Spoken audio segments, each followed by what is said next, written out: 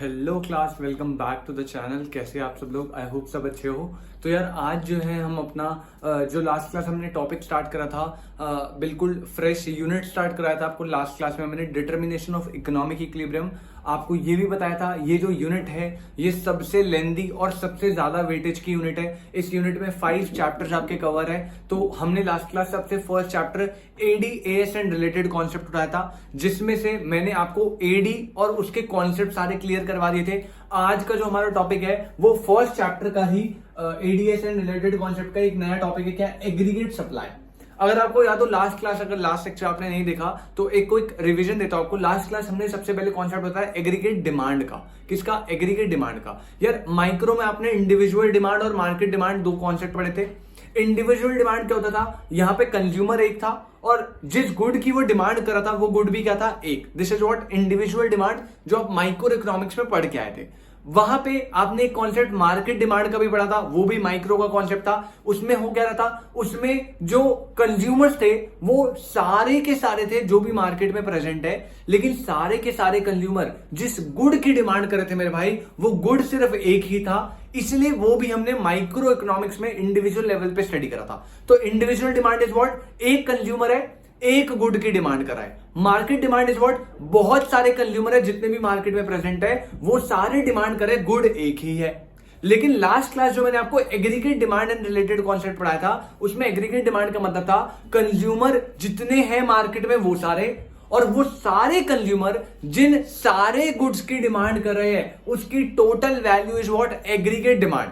फिर हमने aggregate demand का फॉर्मूला बताया था। कंपोनेंट होते हैं, दो कंपोनेंट थे, कंजम्पशन एक्सपेंडिचर और इन्वेस्टमेंट एक्सपेंडिचर। इससे हमारा एडी का कॉन्सेप्ट बनता है, AD equal to C plus I. फिर हमने सी और आई का पूरा शेड्यूल बनाया था, डायग्राम बनाया था और आपको पूरा एग्रीगेट डिमांड से रिलेटेड जितने भी कॉन्सेप्ट थे वो क्लियर कराए थे। आई होप आपने फर्स्ट लेक्चर देखा होगा तो आपको ज्यादा अच्छे से क्लियरिटी आएगी आगे। ठीक है, तो प्लीज फर्स्ट लेक्चर भाई कंप्लीट करना पहले। अब आगे बढ़ते हैं। आज का जो हमारा कॉन्सेप्ट है मेरे भाई वो क्या है? Aggregate supply. भाई जो हमारा थर्ड यूनिट है डिटर्मिनेशन ऑफ इकोनॉमिक इक्विलिब्रियम, उस यूनिट का फर्स्ट चैप्टर का नाम ही क्या है? AD AS and related concept. मतलब एग्रीगेट डिमांड पढ़ाएंगे, उसके कॉन्सेप्ट पढ़ाएंगे, एग्रीगेट सप्लाई पढ़ाएंगे, उसके कॉन्सेप्ट पढ़ाएंगे। तो अपन लोगों ने एग्रीगेट डिमांड तो फर्स्ट लेक्चर में कर लिया। आज के हमारे लेक्चर में क्या टॉपिक है? Aggregate supply. एग्रीगेट सप्लाई क्या होता है, इसके कंपोनेंट्स क्या होते हैं, इसका डायग्राम, इसका शेड्यूल, ये आज के हमें इस लेक्चर में बेसिक अपना करना है कंप्लीट। ठीक है, तो स्टार्ट करते हैं सबसे पहले एग्रीगेट सप्लाई की डेफिनेशन से। तो एग्रीगेट सप्लाई की डेफिनेशन क्या बोलते हैं आपको? कह रहे हैं aggregate supply refers to total value of all final goods and services. क्या? Total value of all final goods and services, जितने भी गुड्स एंड सर्विसेज, जितने भी गुड्स एंड सर्विसेज, अब कौन से वाले वो भी बताएंगे, उन सबकी ना टोटल वैल्यू की बात कर रहे हैं हम। एग्रीगेट डिमांड में भी आपको याद हो तो हमने total value of goods and services ही बोली थी। यहां पे भी वही कॉन्सेप्ट है, लेकिन यहां पे आगे बढ़ते हैं। That all producers are willing to supply, are willing to supply. अब यहां पे क्या बोल रहा है? कह रहा है देखो माइक्रो में ना, माइक्रो में आपने कॉन्सेप्ट पढ़ा था इंडिविजुअल सप्लाई, एक कॉन्सेप्ट पढ़ा था मार्केट सप्लाई। अब यहां पे जैसे डिमांड के साथ चला था individual demand, market demand micro में पढ़ा था, अब मैक्रो में क्या पढ़ रहे हो? Aggregate demand. ऐसे इंडिविजुअल सप्लाई, मार्केट सप्लाई आपने क्या करा था? माइक्रो में पढ़ा हुआ है। अब यहां पे क्या पढ़ रहे हो? Aggregate supply. मैं आपको पहले इंडिविजुअल और मार्केट सप्लाई का थोड़ा थोड़ा इंट्रोडक्शन देता हूं। वैसे तो आपने क्लास 11 में पढ़ा है, बट नहीं पढ़ा तो मैं आपको थोड़ा सा बता देता हूं। देखो इंडिविजुअल सप्लाई क्या होती थी भाई? इंडिविजुअल सप्लाई का मतलब था एक प्रोड्यूसर जो मार्केट में सप्लाई कर रहा है। सर सप्लाई का मतलब? सप्लाई का मतलब होता है स्टॉक का वो पार्ट जो वो मार्केट में ऑफर करता है फॉर सेल। क्या बोला मैंने फिर से? स्टॉक का, टोटल स्टॉक का वो पार्ट जो वो मार्केट में ऑफर कर रहा है सेल के लिए। सेल हो रहा है नहीं हो रहा उससे फर्क नहीं पड़ता था, याद रखना। बस वो ऑफर कर रहा है सेल के लिए, उसने रखा हुआ है किस पर्पज से? बेचने के पर्पज से, सेल करने के लिए ऑफर कर रहा है। This is what supply. अब अगर एक प्रोड्यूसर एक गुड को ऑफर कर रहा है सेल के लिए, this is what individual supply. Market supply में क्या होगा? जितने भी प्रोड्यूसर मार्केट में प्रेजेंट है वो ऑफर करेंगे सेल को, लेकिन गुड क्या होगा? गुड एक ही होगा। तो इंडिविजुअल सप्लाई में सप्लायर जो सप्लायर है वो इंडिविजुअल है, जो गुड वो सप्लाई कर रहा है वो भी इंडिविजुअल है। मार्केट सप्लाई में जो नंबर ऑफ सप्लायर्स है वो सारे के सारे जो प्रेजेंट है मार्केट में, लेकिन जिस गुड को वो सप्लाई कर रहे हैं, जिस गुड को वो ऑफर कर रहे हैं सेल के लिए, मेरे भाई वो क्या है? वो इंडिविजुअल है। इसलिए मार्केट सप्लाई और इंडिविजुअल सप्लाई दोनों जो है वो माइक्रो इकोनॉमिक्स का कॉन्सेप्ट बनते थे।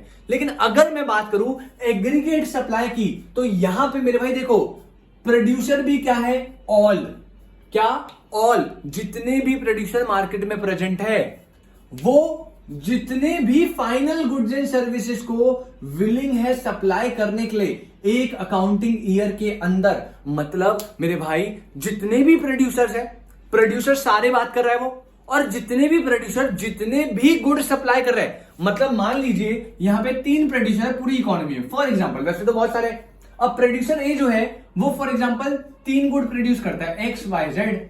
ऐसे ही प्रोड्यूसर बी जो है वो भी कुछ गुड्स प्रोड्यूस करता है, ऐसे ये भी producer willing to supply, supply करना चाहता है, ऑफर कर रहा है सेल के लिए। तो इन सब की जो टोटल वैल्यू है, क्या है total value, this is what aggregate supply. मेरे भाई फिर से बता रहा हूं, सप्लाई का मतलब सेल नहीं है, सप्लाई का मतलब होता है ऑफर फॉर सेल।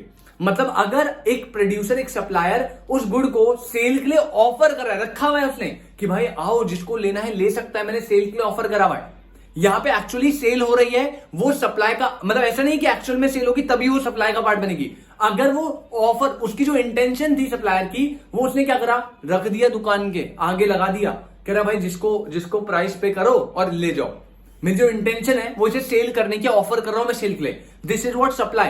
एक्चुअल में सेल हो रहा है नहीं हो रहा, वो सप्लाई का पार्ट बात ही नहीं कर रहा हूं। अगर आपने ऑफर करने की इंटेंशन से लिया, ऑफर फॉर सेल चल रहा है, तो वो सप्लाई बनेगा। तो एग्रीगेट सप्लाई इज व्हाट, जितने भी टोटल प्रोड्यूसर है उन्होंने जितनी भी टोटल गुड्स एंड सर्विसेज को विलिंग है, उनकी इच्छा है सप्लाई करने की, ऑफर करने की सेल के लिए, this is what aggregate supply, this is what aggregate supply. I hope आपको कॉन्सेप्ट क्लियर हुआ। फिर से आपके लिए एक बार डेफिनेशन रीड कर रहा हूं। As is what total value of all final goods and services that all producers are willing to supply. Supply is what? Supply is what sir लिखेंगे यहां पे, supply is what? Offer for sale. Actual sale की बात नहीं करा, offer के लिए भी है तो भी वो सप्लाई का पार्ट बनेगी in an economy during an accounting year. Simple सी डेफिनेशन। आई होप आपको समझ आया। जल्दी से इसे नोट कर लो, एक बार जल्दी से नोट करो। हाँ जी, तो आई होप आपको डेफिनेशन क्लियर हुआ हो। आगे बढ़ते हैं भाई, अपना नेक्स्ट टॉपिक आता है कंपोनेंट्स ऑफ एग्रीगेट सप्लाई। यार अगर आपने लास्ट लेक्चर देखा, आपको पता है कंपोनेंट्स ऑफ एग्रीगेट डिमांड में मैंने बहुत अच्छे से कॉन्सेप्ट समझाया था कि टाइप्स ऑफ इकोनॉमी होती है, close economy, open economy. Close में भी फर्दर 2 होती है, एक होती है 2 सेक्टर, एक होती है 3 सेक्टर, ओपन को बोलते हैं 4 सेक्टर। ठीक है, मैंने अच्छे से कॉन्सेप्ट में बताया था, हालांकि वो आपके कोर्स में इतना नहीं है, बट स्टिल आपकी नॉलेज के लिए बताया था। आपके कोर्स में कौन सा है, क्लोज वाली में सिर्फ 2 सेक्टर इकोनॉमी। मतलब अगर अपने को बोलेगा कोई एग्रीगेट डिमांड क्या थी, तो अपने को एक फॉर्मूला याद करना है, aggregate demand is equal to C plus I. C is what consumption expenditure, I is what investment expenditure. Consumption और इन्वेस्टमेंट दोनों को ऐड कर दो, आपका एग्रीगेट डिमांड आ जाएगा। लास्ट सेक्शन में बड़े प्यारे तरीके से आधा घंटा या 40 मिनट का लेक्चर है, पूरा एक एक कॉन्सेप्ट आपको डिटेल में मैंने समझा दिया है। ठीक है, तो ज्यादा टाइम यहां पे नहीं लूंगा क्योंकि ऑलरेडी कॉन्सेप्ट वहां पे बताया हुआ है। जल्दी से हम देखेंगे component of aggregate supply. As का छोटा सा फॉर्मूला क्या है, एडी का फॉर्मूला सी प्लस आई। फिर से सुनो, एडी का फॉर्मूला है सी प्लस आई। एग्रीगेट सप्लाई का फॉर्मूला है सी प्लस एस। दोनों में डिफरेंस समझना। एग्रीगेट डिमांड जो है वहां पे consumption expenditure and investment expenditure को ऐड करके अपन लोग एग्रीगेट डिमांड निकालते हैं। लेकिन जो एग्रीगेट सप्लाई है वहां पे हम सी प्लस एस करें। अब देखो सी तो दोनों में सिमिलर है, मतलब वहां पे भी सी है, यहां पे भी सी है। यहां पे सी का मतलब क्या है, कंजम्पशन एक्सपेंडिचर। सी का मतलब क्या है, कंजम्पशन एक्सपेंडिचर, जो वहां पे होता था। अब यहां पे सी प्लस एस का कॉन्सेप्ट है, मतलब अगर आपको एग्रीगेट सप्लाई निकालना है तो आपको सी चाहिए, उसमें आपको एस को ऐड करना है। सी इज व्हाट कंजम्पशन एक्सपेंडिचर, जो वहां होता था वही यहां पे, कुछ अलग नहीं है। एस थोड़ा सा अलग है, तो पहले एक बार सी भी बता देते हैं। कंजम्पशन एक्सपेंडिचर क्या होता है भाई, consumption expenditure is what expenditure incurred on consumer goods by consumer. This is what expenditure जो इनकर हुआ है किस पे, कंज्यूमर गुड्स पे। किसने करा है, कंज्यूमर ने। जितना भी खर्चा एक कंज्यूमर गुड्स पे करता है उसे बोलते हैं कंजम्पशन एक्सपेंडिचर। इसे मैंने लास्ट लेक्चर में बहुत अच्छे से बताया था, स्टिल मैं बता रहा हूं। गुड्स जो है आपने 11th में पढ़ा था, 2 टाइप के होते थे। जब आप सेंट्रल प्रॉब्लम पढ़ते थे, what to produce, how to produce, वहां पे पढ़ा है। व्हाट टू प्रोड्यूस में आपको सिलेक्शन करना होता था गुड्स के बीच में। गुड्स कितने थे, 2, एक होते थे कंज्यूमर, एक होते थे कैपिटल। कंज्यूमर गुड्स का मतलब होता है वो गुड्स जो कंज्यूमर फाइनली कंजम्पशन पर्पस के लिए यूज करता है। जैसे मैं गया मार्केट में और ब्रेड का पैकेट लाया, ब्रेड कंज्यूम कर लिया। अब मेरी इंटेंशन क्या थी, उस गुड को फाइनली कंज्यूम करना है भाई मुझे, मेरे लिए वो ब्रेड क्या हो गई, कंज्यूमर गुड। कैपिटल गुड होता है वो गुड्स जो कंज्यूमर गुड्स को बनाने में हेल्प करते हैं। जैसे उस ब्रेड को, जो मैं कंज्यूमर गुड है मेरे लिए, तो वो ब्रेड लाया, कंजम्पशन कर ली। अब उस ब्रेड को बनाने के लिए मेरे भाई आपको ना एक मशीन लगी होगी, जैसे फॉर एग्जांपल अवन लगा होगा, ठीक है। तो वो जो अवन है वो क्या है, कैपिटल गुड, क्योंकि उस गुड का यूज किया जा रहा है कंज्यूमर गुड यानी ब्रेड की मैन्युफैक्चरिंग में। तो गुड दो तरह के, कंज्यूमर गुड्स जो कंज्यूमर डायरेक्टली कंजम्पशन पर्पस के लिए यूज कर रहा है, कैपिटल गुड्स मतलब बेसिकली जो प्रोड्यूसर यूज करता है किस पर्पस के लिए, फॉर प्रोड्यूसिंग कंज्यूमर गुड्स।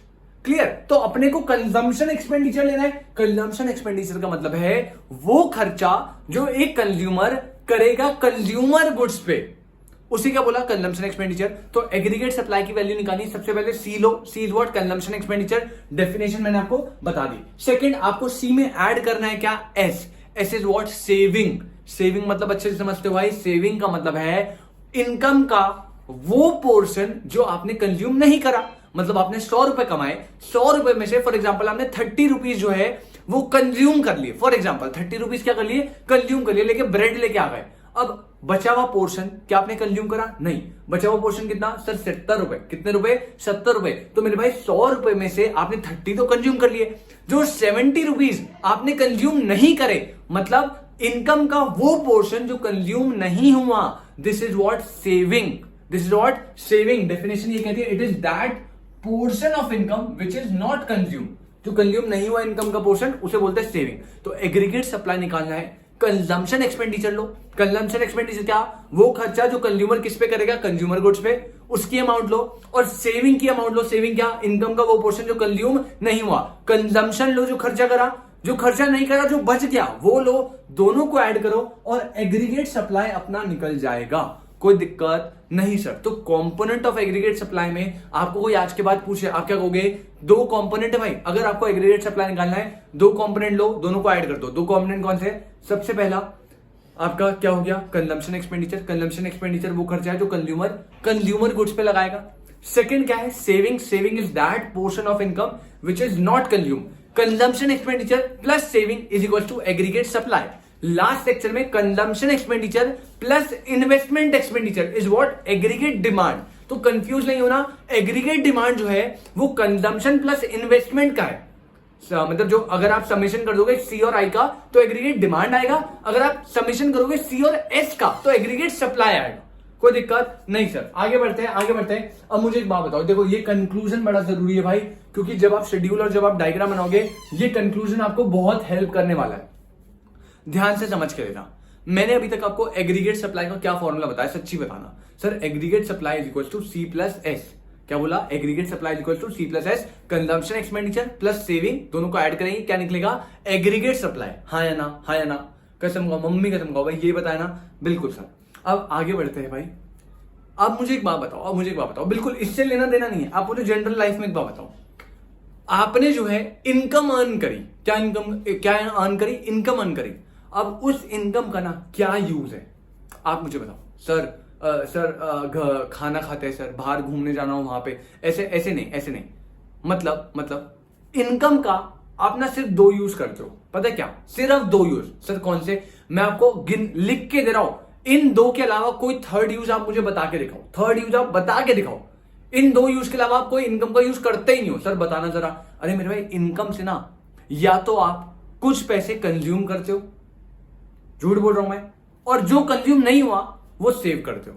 हाँ या ना, सच्ची बताओ। इसके अलावा कोई और काम है जो आप इनकम से करते हो। आपके फादर की income I for example 1 lakh rupees. अब उस 1 लाख रुपीज में से आप जो है, अब कुछ भी आप चाहे खाने में कर रहे हो चाहे किसी भी पर्पज में, सारा पैसा आपने कुछ कंज्यूम करा होगा, और जो पोर्शन कंज्यूम नहीं हुआ वो पोर्शन सेव हो गया होगा। इन 2 पर्पस के अलावा कहीं आपकी इनकम यूज होती है, हाँ या ना।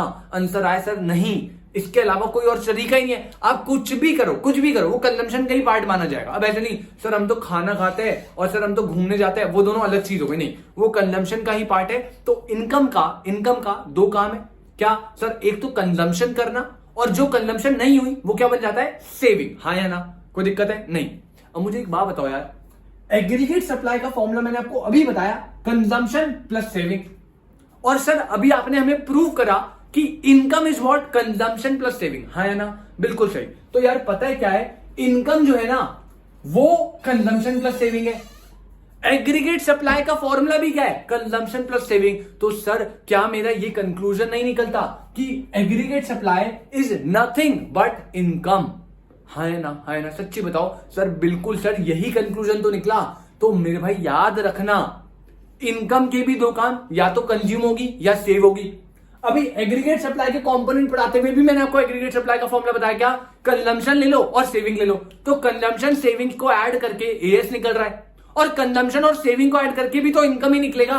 तो इनकम और एग्रीगेट सप्लाई दोनों क्या है, इक्वल है। तो ये जो है हमारा इन दोनों इक्वेशन को इक्वेट करके एक नई इक्वेशन बनी, हाँ या ना सर, हाँ या ना, बिल्कुल सर। हमने एक कंक्लूजन ड्रॉ कर दिया कि एग्रीगेट सप्लाई जो है ना वो कुछ नहीं है, वो अपना इनकम ही होता है। कोई दिक्कत, जल्दी से नोट करेंगे इसे।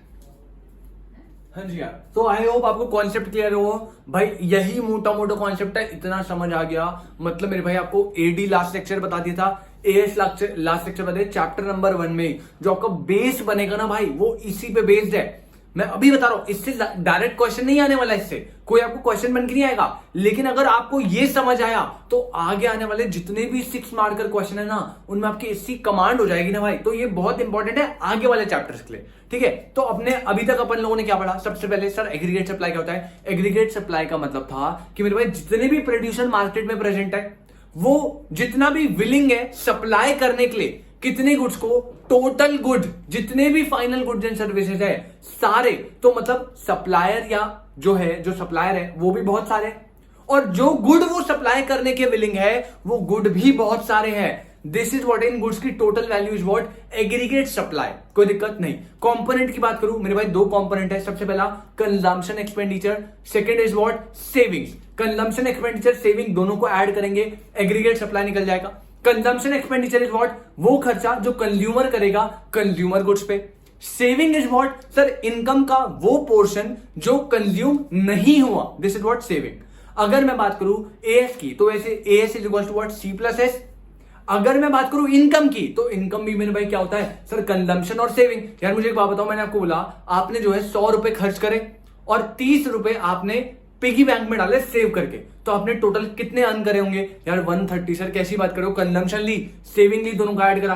Consumption saving is equal to what A S, और consumption plus saving is equal to also what income. तो मेरा कंक्लूजन क्या निकला कि इनकम और एएस जो है वो दोनों क्या है, सिमिलर चीजें, एक ही चीज है, हाँ है ना। चलो जी, अब आपको एक तरीके से प्रूव करूं, देखो शेड्यूल की हेल्प से समझते हैं इस चीज को। सबसे पहले याद करो, लास्ट लेक्चर में भी बताया था हमेशा यहाँ पे जो बेस लेना है वो इनकम को लेना है। इस पूरी यूनिट में, इस पूरी यूनिट नंबर 3 में डिटर्मिनेशन ऑफ इकोनॉमिक इक्विलिब्रियम में 5 चैप्टर है, पांचों के पांचों चैप्टर में जब भी आप कोई ग्राफ बनाओगे, जब भी आप कोई शेड्यूल बनाओगे, तो जो बेस है ना, जो बेस है वो क्या होगा, हमेशा इनकम। तो यहां पे हमने क्या ले लिया, इनकम। इनकम को वाई से रिप्रेजेंट करते हैं। और अगर आपको याद हो मेरे भाई, लास्ट लेक्चर में बताया था इनकम का ना एक बिहेवियर होता है। अगर आपने नहीं देखा प्लीज, वहां पे मैंने बहुत डेप्थ में समझाया था, बहुत डिटेल में समझाया था, ठीक है। बार बार एक ही चीज थोड़ा दिक्कत कर देता है समझाना, टाइम कंज्यूम हो जाता है, बट स्टिल मैं थोड़ा सा बताता हूं। इनकम का एक बिहेवियर होता है क्या सर, हमेशा 0 से स्टार्ट होगी और कांस्टेंट रेट से इंक्रीज करेगी। मतलब 100, 200, 300, 400। याद रखेंगे क्या, इनकम का बिहेवियर हमेशा 0 से स्टार्ट होगी और assumption क्या है कि इंक्रीज करेगी एट अ कांस्टेंट रेट। मतलब 0 हुआ, मान लो आपने 50 करा तो 50, 100, 150, 200, 250, 50 से बढ़ाना है। अगर मैंने 100 से बढ़ाया तो हर बार 100 से बढ़ेगा। ये इनकम का बिहेवियर है। अगर मैं बात करूं कंजम्पशन की, अगर मैं बात करूं किसकी, कंजम्पशन की, तो मैंने लास्ट क्लास भी बताया था, फिर से बता रहा हूं, कंजम्पशन को डिटरमाइन करते हैं by the help of consumption function.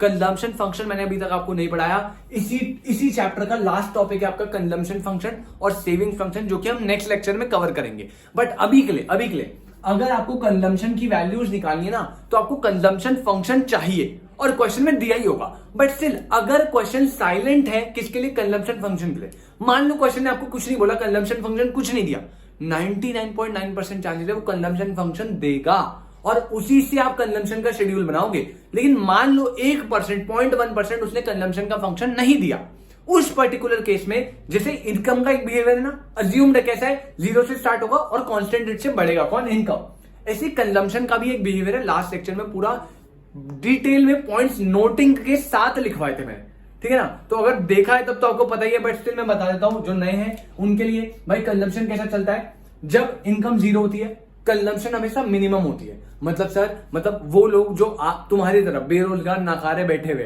ठीक है, जैसे कोई बंदा है वो अभी इनकम अर्न नहीं कर रहा, मजे ले रहा हूं, ठीक है, कोई बंदा इनकम अर्न नहीं कर रहा, अब मुझे क्या बताओ, क्या वो अपने शौक पूरे करेगा या अपनी बेसिक नेसेसिटीज पूरी करेगा। फैमिली मतलब जो फादर है उनकी इनकम पे चलता है भाई वो। अभी जैसे जो स्टूडेंट्स है बेसिकली वो इनकम थोड़ी अर्न करते हैं, तो वो इस लेवल पे जहां इनकम 0 है उस टाइम पे जो कंजम्पशन है ना, जनरली वो क्या होती है, मिनिमम होती है। मतलब वो ऑब्वियसली पता है कंजम्पशन 0 तो कर नहीं सकते, वो तो पॉसिबल ही नहीं है, कंज्यूम करेंगे बट बिल्कुल मिनिमम करेंगे। जैसे मान लो 0 लेवल पे क्या होगी, 100, इसे बोलते हैं ऑटोनॉमस कंजम्पशन, लास्ट लेक्चर में भी बताया था। और जैसे जैसे इनकम बढ़ती है ना भाई, कंजम्पशन भी बढ़ती है, कंजम्पशन भी बढ़ती है but at a slower rate. मतलब सर इनकम बढ़ी 100 से, तो ये कितने से बढ़ेगा, मान लो 80 से, ये 80 से बढ़ा। फिर इनकम 100 से बढ़ी थी, अभी 80 से बढ़ा था ना, इस बार 70 से बढ़ा।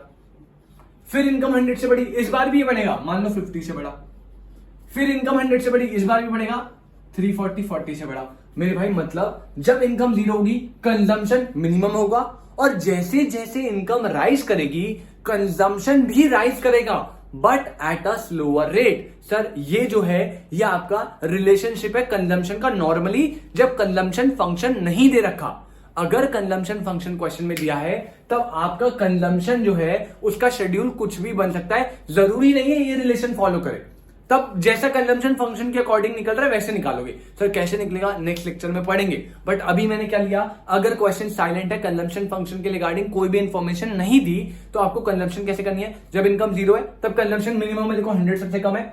जैसे जैसे इनकम बढ़ रही है आपकी कंजम्पशन भी बढ़ रही है but at a slower rate, कोई दिक्कत नहीं। सर अब मुझे बताओ इसमें मैं सेविंग निकाल सकता हूँ क्या, जल्दी बताओ, सेविंग निकाल लू कैसे। सर अभी तो फॉर्मूला बताया भाई, इनकम में से मान लो ये रहा 400 की इनकम है और आपने 340 कंज्यूम कर लिए, तो सेव कितना किया होगा, सर इनकम माइनस कंजम्पशन। ये कैसे निकलेगा, इनकम माइनस कंजम्पशन, ये फॉर्मूला बन गया अपना। चलो माइनस करते चलते हैं। सबसे पहले 0 माइनस 100 भाई आपके पास पैसे थे नहीं, आपने कंज्यूम कर लिए, तो सेविंग किस में चलेगी, नेगेटिव में। ओके सॉरी, तो हम लोग कहां पे थे, मैंने आपको बताया क्या, अगर आपको सेविंग का यहाँ पे जो शेड्यूल है वो बनाना है तो अपने को सिंपल सा फॉर्मूला, ये y = c + s था, तो अपने को s निकालना है, तो y - c बन गया कॉन्सेप्ट, सीधा निकालेंगे भाई 0 - 100, यहाँ पे सेविंग नेगेटिव में जाएगा।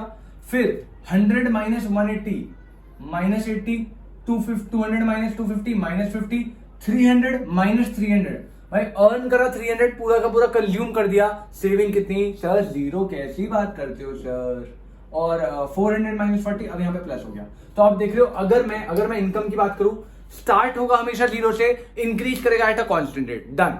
कंजम्पशन की बात करूं, अगर कंजम्पशन फंक्शन के बारे में क्वेश्चन साइलेंट है तो कंजम्पशन, जब इनकम 0 होगी consumption is minimum, this is known as autonomous consumption. Last lecture में बताया था मेरे भाई, झूठ नहीं बोलना, ठीक है। और जैसे जैसे अपना इनकम इंक्रीज करेगा at a constant rate, consumption will also increase but at a slower rate, कोई दिक्कत नहीं। सर सेविंग्स की बात करूं तो एक देख रहे हो आप, पहले स्टार्टिंग में सेविंग्स क्या है, नेगेटिव। सेविंग नेगेटिव कब हो रही है, जब आपकी इनकम कम है और आप कंजम्पशन उससे ज्यादा कर रहे हो, उस पर्टिकुलर टाइम पे आपकी सेविंग क्या होती है, नेगेटिव होती है। जैसे ही आपकी कंजम्पशन और सेविंग, सॉरी कंजम्पशन और इनकम दोनों क्या है, इक्वल है, या फिर मैं ऐसे बोलूं आपकी सेविंग क्या है, 0 है, इस पॉइंट को बोलते थे, याद करो फर्स्ट लेक्चर में बताया था, इस पॉइंट को बोलते थे भाई break even point. Break even point बोलो, ब्रेक इवन लेवल बोलो, फर्स्ट लेक्चर में भी बताया था, अभी भी बता रहा हूं, जहां पे आपकी इनकम और कंजम्पशन दोनों सेम हो, या फिर आप ऐसे बोलो कि जहां पे हमारी सेविंग्स इज इक्वल टू 0 होती है, उस लेवल को, उस पॉइंट को बोलते हैं ब्रेक इवन पॉइंट, जो कि यहां पे है। तो ब्रेक इवन पॉइंट से पहले हमेशा सेविंग्स क्या है, नेगेटिव, और ब्रेक इवन पॉइंट के बाद सेविंग्स क्या है, पॉजिटिव, और ब्रेक इवन पॉइंट पे सेविंग क्या है, 0, कोई दिक्कत नहीं। अब मेरे भाई मुझे एक बात बताओ, अगर मैं एएस निकाल रहा ना, एएस निकालना चाहूं, एएस का फॉर्मूला क्या था, सर सी और एस को ऐड कर दो, तो कर दो ऐड, 100 में ऐड करो -100, 0, 180 प्लस करो -80, तो इनडायरेक्टली माइनस ही होगा, 100 आ गया। 250 में प्लस करना है -50 तो माइनस हो जाएगा, 200 आ गया। 300 में 0 ऐड करा, 300 आ गया। 340 में 60 ऐड करा, 400 आ गया। अरे सर मैंने C+S करा ना तो मेरा एग्रीगेट सप्लाई निकला। और सर मैं नोटिस कर रहा हूं कि जो इनकम है वो भी 0, 100, 2, 3, 4 ऐसे चल रहा है और एएस भी 0, 100, 200, 300 ऐसे चल रहा है। तो सर ये अपना कंक्लूजन जो है ये तो यहाँ बिल्कुल करेक्ट बिल्कुल करेक्ट दिख रहा है कि आपकी जो इनकम है और जो आपका एग्रीगेट सप्लाई है वो क्या होगा मेरे भाई, हमेशा इक्वल होगा। अरे बोलो कोई डाउट नहीं सर। तो अभी तक हमने करा क्या, सबसे पहले मैंने एग्रीगेट सप्लाई का मतलब बताया। एग्रीगेट सप्लाई का मतलब क्या है, जितने भी प्रोड्यूसर है वो जितने भी गुड्स को ऑफर कर रहे हैं फॉर सेल, जितने भी गुड सारे गुड्स की total value is what aggregate supply. Aggregate supply के कंपोनेंट्स कितने हैं, सिर्फ दो। कितने, सिर्फ दो। First one is what consumption expenditure, जिसको हम सी से डिनोट करते हैं। सेकंड आपका सेविंग, सी और एस दोनों को ऐड करेंगे क्या आएगा, एग्रीगेट सप्लाई। मेरे भाई उसके बाद मैंने आपको बताया कि जो आपका एग्रीगेट सप्लाई उसका फॉर्मूला C+S है। जो इनकम है, इनकम के भी तो दो ही काम है, या तो आप इनकम में से कंजम्पशन करोगे या फिर मेरे भाई आप इनकम में से क्या करोगे, सेविंग करोगे। तो AS is equal to C+S, also income is also equal to C+S। तो मेरा कंक्लूजन क्या निकला कि इनकम और एएस एक ही चीज है। मोटा मोटा बोलूं तो इनकम और एएस क्या है, एक ही चीज है। यहां पे भी मैंने by the help of schedule आपको प्रूव करके दिखा दिया, कोई दिक्कत नहीं सर। तो मेरे भाई अगर आपको कॉन्सेप्ट आता है एएस का तो मैंने आपको शेड्यूल की हेल्प से समझा दिया। अब इसी चीज का मान लो डायग्राम बोला, आई होप आपने नोट कर लिया शेड्यूल। अब इसी चीज का अगर मैं डायग्राम बनाऊं, इसी चीज का क्या बनाऊं मैं, डायग्राम बनाते सर एक जगह। तो यार अगर मैं डायग्राम की बात करूं, सबसे पहले मैं यहां पे एक्सेस बनाता हूं दोनों आपके लिए। This is what X axis, ये आपका वाई एक्सेस। अगर आपको याद हो पहले लेक्चर में बार बार बोला है, हमेशा एक्स एक्सिस में जो आपको बेस लेना है, शेड्यूल के टाइम पे भी क्या लिया था, इनकम। हमेशा क्या लेना है, इनकम ही लेना है, जिसे हम वाई से डिनोट करते हैं। हमेशा बेस किसको लेना है, इनकम को। और वाई एक्सिस में क्या आ गया, जो आप बना रहे हो, वहां पे हम एडी बना रहे थे, यहां पे हम एएस बना रहे हैं। तो अभी क्या बना रहा हूं मैं, एग्रीगेट सप्लाई। तो अब मुझे एक बात बताओ, इसका कर्व कैसा बनना चाहिए, ध्यान से समझ के लेना, बिल्कुल ध्यान से, बहुत इंपॉर्टेंट है मेरे भाई। देखो एक्स एक्सिस में हमने बेस किसको लिया है, इनकम को। वाई एक्सिस में जो मैं डायग्राम बना रहा हूं वो किसका डायग्राम बना रहा हूं, एएस का। और अभी आपको मैंने प्रूव करा है कि एएस और इनकम दोनों क्या है, इक्वल। अभी कंक्लूजन निकाला था, दोनों C+S होता है, इसलिए एएस इज इक्वल टू आपका क्या होता है, वाई होता है, हाँ या ना। मतलब एक्स एक्सिस में जो मैंने इनकम ली है वो वाई एक्सिस में जो एएस है उन दोनों को मुझे प्रोपोर्शनेटली इक्वली डिवाइड करना है। क्या बोला मैंने, प्रोपोर्शनेटली डिवाइड करना है। कैसे, इक्वल परसेंटेज में। मतलब सर मुझे एक ऐसा कर्व बनाना है जो ऐसा रिलेशन शो करे। कैसा रिलेशन भाई, AS is equal to Y है ना। तो एक बात बताओ, अगर एएस जो है 100 है तो वाई कितना होगा, 100। अगर एएस 200 है, वाई कितना होगा, 200। आप नोटिस करो, जितना मैं एएस को बढ़ा रहा हूं उतने सेम रेट से मेरा इनकम बढ़ रहा है, हाँ या ना सर। हाँ सर, हाँ बिल्कुल हाँ। तो याद रखना, जो एएस का कर्व है, या एएस का कर्व बोलूं, इनकम का कर्व बोलूं, दोनों सेम ही बात है। तो एएस या इनकम किसी का भी आप कर्व बना रहे हो वो हमेशा बनेगा, पता है क्या, ये क्या बना, ये बना, इस शेप का नाम क्या है, अपवर्ड स्लोपिंग। क्या, अपवर्ड स्लोपिंग। वो तो आपको दिख रहा है एट 45 डिग्री एंगल। मतलब ये जो एंगल है ये कितना है, 45 डिग्री इधर और 45 डिग्री इधर। सर ऐसा क्यों बना, मेरे भाई ध्यान से समझ के लेना। अपवर्ड स्लोपिंग डायग्राम क्यों बनता है, आपको पता है बात, जब इन दोनों के बीच में पॉजिटिव रिलेशन हो। जब एक्स एक्सिस और वाई एक्सिस में जो आप चीजें ले रहे हो उनके बीच में अगर पॉजिटिव रिलेशन आता है तो अपवर्ड स्लोपिंग बनता है। अब सर अपवर्ड स्लोपिंग का मतलब है कि अगर मैं इनकम को बढ़ाऊंगा एएस भी बढ़ेगा और एएस को बढ़ाऊंगा तो इनकम बढ़ेगी। पॉजिटिव रिलेशन है, कम करूंगा तो दोनों कम होंगे, एक को बढ़ाऊंगा तो दूसरा भी बढ़ेगा। सेम रिलेशन है, मतलब पॉजिटिव रिलेशन।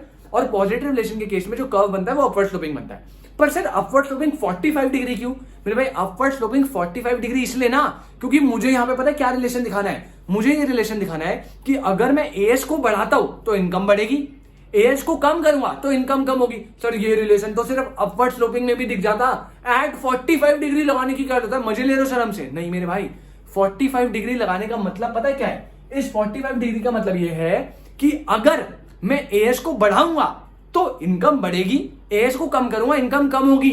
ये तो अपवर्ड स्लोपिंग ने बोला। सिर्फ 45 डिग्री का मतलब है कि अगर आप एएस को 10 से बढ़ाओगे तो इनकम 5 से भी तो बढ़ सकती है, इसमें भी तो अपवर्ड स्लोपिंग है ना कि भाई एज बढ़ाया 10 से, इनकम बढ़ी 5 से, ये भी तो पॉजिटिव रिलेशन है। 45 डिग्री लगाने का मतलब ये है कि जो बढ़ने का प्रपोर्शन है वो भी इक्वल होगा। मतलब अगर मैंने एएस को 100 से बढ़ाया तो इनकम भी सेम प्रपोर्शन से बढ़नी चाहिए। उसको कंफर्म करने के लिए मैंने यहां लिखा है एट 45 डिग्री एंगल। अगर मैं नॉर्मली सिर्फ अपवर्ड स्लोपिंग लिख देता हूं, अपवर्ड स्लोपिंग का मतलब है कि एएस बढ़ रहा है, इनकम बढ़ रही है, प्रपोर्शन कुछ भी हो सकता है। मान लो एएस 10 से बढ़ा, इनकम 5 से बढ़ी, 2 से बढ़ी थी, भाई पॉजिटिव रिलेशन तो ये भी है। हाँ सर, एएस कम हुआ, इनकम भी कम हुई, रेट अलग अलग है, पॉजिटिव रिलेशन तो है ना, ये कर्व तो अपवर्ड ही बनेगा। लेकिन अपवर्ड स्लोपिंग 45 डिग्री लिखने का मतलब है कि एक को बढ़ाऊंगा दूसरा बढ़ेगा, जिस रेट से दूसरे को बढ़ाऊंगा ना उसी रेट से अगला वाला बढ़ेगा, सेम रेट भी सेम होगा और रिलेशन भी डायरेक्ट होगा, ये मतलब है इसका। तो क्योंकि एग्रीगेट सप्लाई और इनकम इक्वल है, इसीलिए बिल्कुल इक्वल है, इसलिए अगर मैं एग्रीगेट सप्लाई को 1 से बढ़ाऊंगा इनकम 1 से बढ़ेगी, एग्रीगेट सप्लाई को 10 से बढ़ाऊंगा इनकम 10 से बढ़ेगी। जितने रेट से एग्रीगेट सप्लाई को बढ़ाऊंगा उसी सेम रेट से मेरी इनकम बढ़ेगी। इसी रिलेशन को शो करने के लिए आपका जो एएस कर्व है, चाहे एएस कर्व बोलो चाहे इनकम कर्व बोलो, दोनों का मतलब सेम है, दोनों कर्व ऐसे बनते हैं। शेप का नाम क्या है, बिल्कुल आपको ये 90 डिग्री का जो एंगल है इसको आपको इक्वल पार्ट्स में डिवाइड करना है, ठीक है। इसे बोलते हैं अपवर्ड स्लोपिंग 45 डिग्री एंगल। तो लास्ट में आप स्टेटमेंट दे देना, क्या स्टेटमेंट दे दो मेरे साथ जल्दी से। आई होप आपने नोट कर लिया हो ये वाला, ठीक है। स्टेटमेंट दे रहा हूं भाई, इसकी क्या लिखो मेरे साथ, as curve is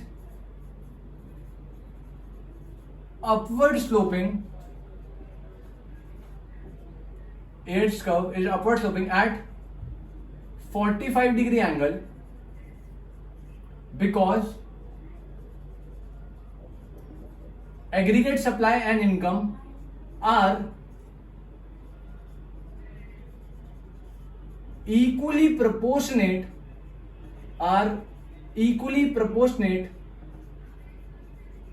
to each other because AS and income are equally proportionate to each other।